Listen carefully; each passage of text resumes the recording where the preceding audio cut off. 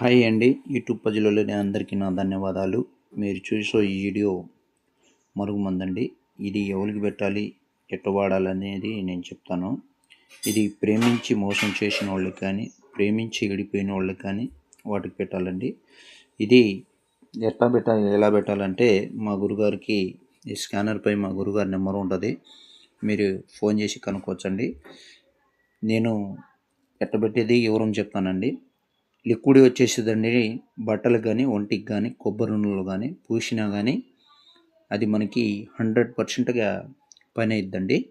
ఇంకోటి వచ్చేసి పౌడర్ వచ్చేసేది, ఇది తినే వస్తువులో కానీ, తాగే వస్తువులో పెట్టినా కానీ 3 రోజుల్లో మన వశం అయిద్దండి.